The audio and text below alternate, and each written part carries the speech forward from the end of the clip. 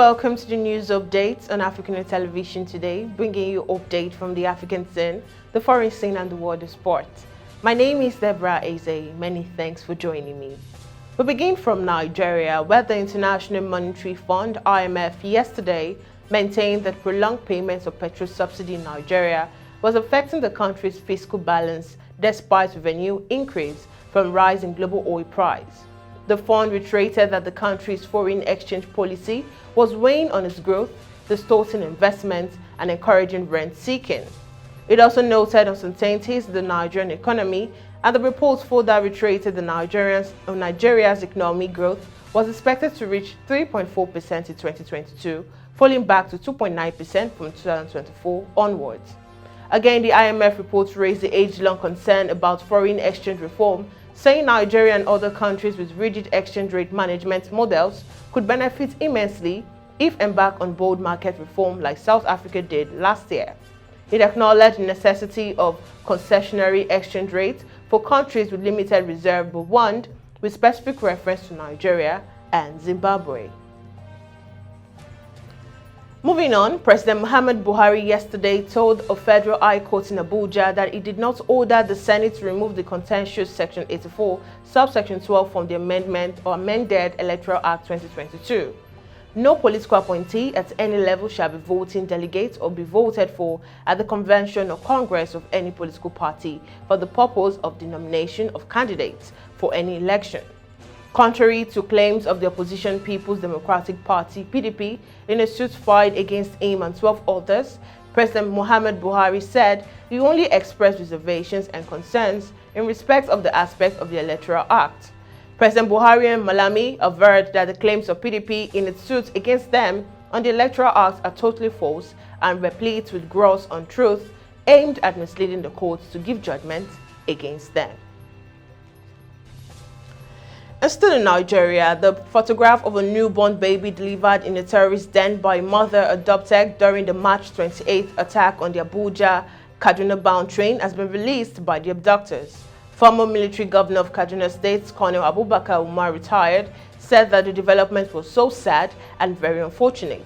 Umar reiterated his call on the international community to intervene in the matter. He also faulted a portion of the bill seeking to amend the Terrorism Prevention Act 2013 that prohibited payment of ransom to kidnappers in the country. It stated, "The world must know what is happening.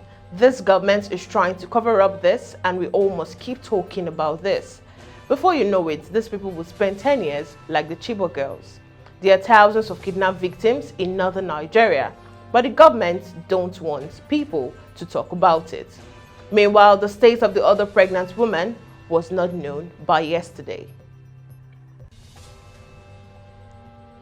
Moving on, the Democratic Republic of Congo has begun vaccinating its citizens against Ebola after 2 deaths were recorded since April 21st, according to the World Health Organization (WHO).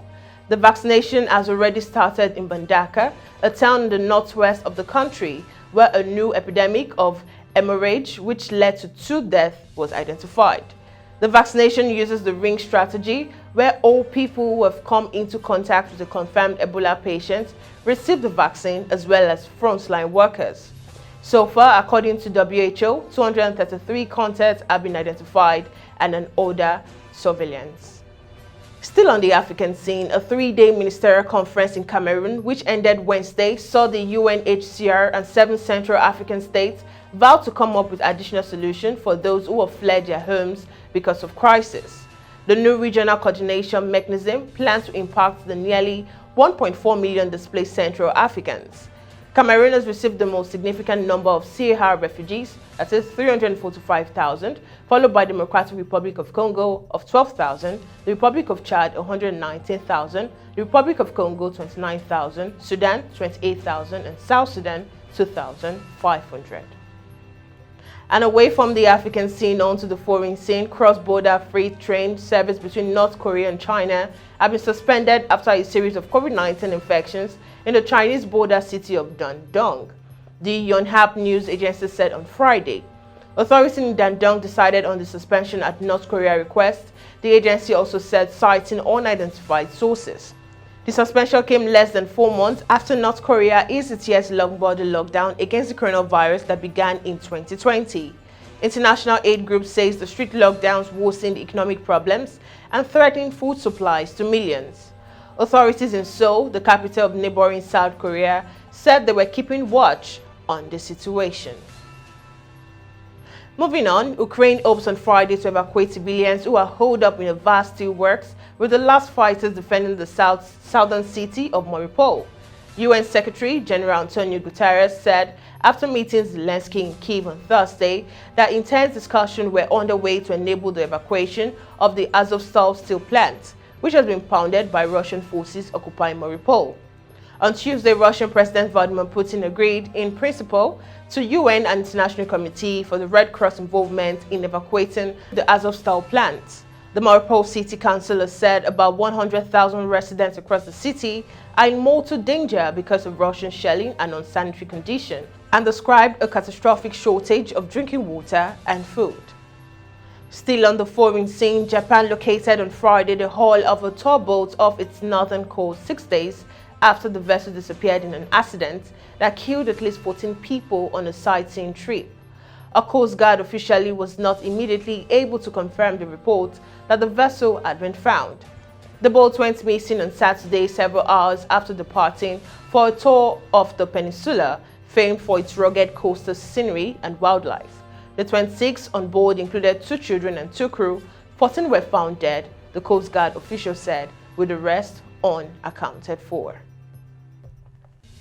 And now we head to the sports scene, where Chelsea edged towards securing their place in next season's Champions League despite failing to make the most of their dominance in a 1-1 draw at Manchester United on Thursday. Marcos Alonso's opener was quickly cancelled out by Cristiano Ronaldo to leave the third-place Blues 8 points clear of Tottenham in 5th in the Premier League, with 5 games remaining. United interim boss Ralf Rangnick has already given up hope of the Red Devil climbing into top 4, and the points leave them still 5 points adrift of 4th placed Arsenal, having played 2 games more. Erik ten Hag has already been recruited as United manager for the next season, but again there was little sign of encouragement for the Ajax boss from another limp performance. And finally, the draw for the Algeria 2023 African Nations Championship, earlier slated for today, has been postponed to further notice by the Confederation of African Football. The draw was to hold in Morocco today alongside that for the African Women's Nation Cup, but in postponing it, CAF said it would communicate new dates for the event to all interested parties in due course. Nigeria is aiming to return to the championship meant for players plying their trade in their home countries after missing the last edition. The Mohammed IV Complex Morocco was earlier scheduled to host the now postponed draw, for which participating countries have been divided into pools for the qualification series.